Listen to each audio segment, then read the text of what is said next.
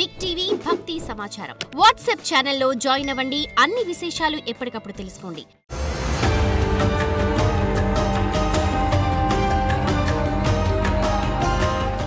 ద్వాదశ రాశుల్లో గ్రహ గమనాల్ని ఓసారి వీక్షింపచేద్దాం. మిథున రాశిలో 12 సంవత్సరాల తర్వాత గురువు మరియు శుక్ర భగవానుడు సంయోగ సంచార స్థితి, కర్కాటక రాశిలో రవి బుధ సంచార స్థితి, బుధాదిత్య రాజయోగము, సింహరాశిలో కేతు సంచార స్థితి, కన్యరాశిలో కేతు సంచార స్థితి, కుంభరాశిలో రాహు సంచార స్థితి, మీనరాశిలో శని భగవానుని వక్రగమన సంచార స్థితితో ద్వాదశ రాశుల్లో గ్రహ గమనాలు ఈ విధంగా ఉన్నాయి.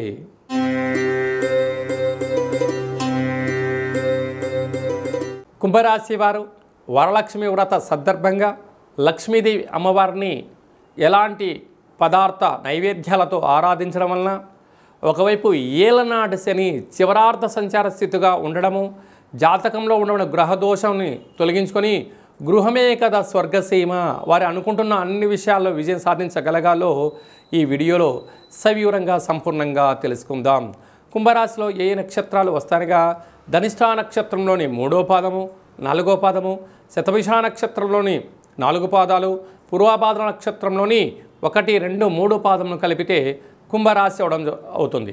రాశాధిపతి శని భగవానుడు రాశిలోనే రాహు సంచారం చేయడం వలన శత్రువులు అధికంగా ఉంటారు.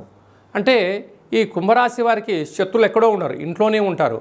కానీ వారి అవసరాల కోసము వీళ్ళకు మంచి మంచి మాటలు ఎరవేస్తూ, వీటికి ఇష్టమైన ఆహారాలు పెడుతూ, వీరికి ఇష్టమైన పనులు చేస్తూ వారి దగ్గర ఉన్న సమయాన్ని, ధనాన్ని సద్వినియోగపరుచుకుంటూ ఉంటారు.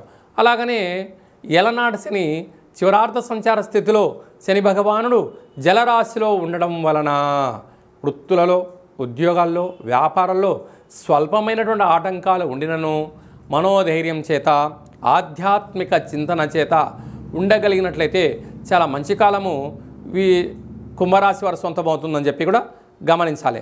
అలాగనే విశేషంగా సంతాన స్థానంలో శుక్రుడు గురు సంచార స్థితి 12 సంవత్సరాల తర్వాత కలయిక అవ్వడం వలన నూతనంగా వివాహమైన వారికి పుత్రిక సంతాన యోగము, పిల్లల యొక్క చదువులు, అభివృద్ధి, వివాహము, విదేశీయానము, పిల్లలకు కావాల్సిన వనరులను సమకూర్చడంలో తల్లిదండ్రులు అహర్నిశలో కష్టపడుతుంటారు. ఈ పిల్లలు కూడా తల్లిదండ్రుల యొక్క భావాన్ని అర్థం చేసుకోగలగాలి అని చెప్పి గుర్తుపెట్టుకోగలగాలి. అలాగనే 6వ స్థానంలో బుధాదిత్య రాజయోగం కారణం వలన ఇది అసలే వర్షాకాలం అవడం వలన వర్షం పడినప్పుడు వ్యవసాయ సోదరీమణులు దయచేసి వృక్షాల కింద ఉండవద్దు. కారణం ఏమిటనగా మెరుపుల వలన పిడుగులు పడడం, అలాగనే జంతువులు అనేక రకాల ఇబ్బందులతో సర్పాల చేత బాధపడే పరిస్థితి చాలా అధికంగా ఉంటుంది. తస్మాత్ జాగ్రత్త. ప్రభుత్వ అధికారులతో, సహ ఉద్యోగస్తులతో, పై అధికారులతో, తోటి ఉద్యోగస్తులతో ప్రేమతత్వంతో, ఆధ్యాత్మిక చింతనగా చిరునవ్వుతో కలిసి ఉండండి. అశాంతిని దూరం చేసుకుని మానవ ప్రయత్నం అవుతుంది.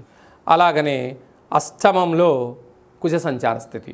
మీ జన్మ నక్షత్రం రోజున పూర్ణిమ, అమావాస్య తిథి యందున లావాదేవీలు, క్రయ విక్రయాలు, దూర ప్రయాణాలు అనుకూలించవు. తనకు ఉపమే తన శత్రువు, తన శాంతమే తనకు రక్ష అన్నట్టుగా ఇలాంటి సమయంలో కోపము పనికిరాదు అని చెప్పి కూడా గమనించగలగాలి. ఇలాంటి శ్రావణమాస సందర్భంగా అమ్మవారికి విశేషమైనటువంటి సువర్ణపు రంగు అంటే బంగారు రంగు కలిగినటువంటి లేకుండా పసుపు రంగు కలిగినటువంటి వస్త్రంతో అలంకారం చేయడము, అలాగే చామంతులతో అర్చన చేయడము, పసుపు రంగు కలిగినటువంటి కంకణ తోరణాన్ని పూజ చేసి ఏర్పాటు చేసుకోవడము, వచ్చినటువంటి ముత్తైదుల చేత మీరు బొట్టు పెట్టించుకొని వారికి పాదపూజ చేసి శరగలను దానం చేయడం వలన ఐశ్వర్యం, ఆనందం కుంభరాశి వారి సొంతమవుతుంది.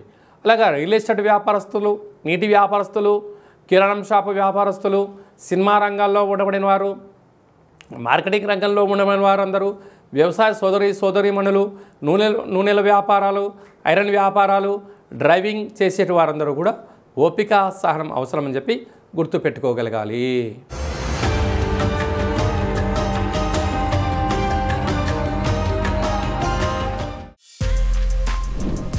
For more videos like this, subscribe Big TV channel.